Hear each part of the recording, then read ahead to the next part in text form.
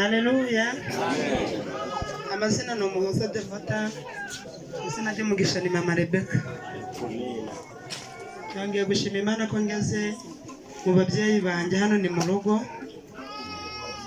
nkabashimira ko bamfashe neza, ntabwo nabona uko mbivuga, byarandenze, gusa Imana izabahereza umugisha, urugo ntiruzaboremo umugisha. Ndumva ni amagambo menshi mfite,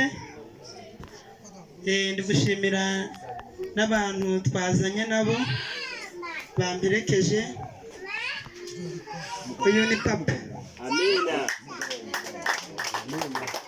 uyu ni papa umbyara, aba mama aracyari mu nzu sinzi ibyarimo.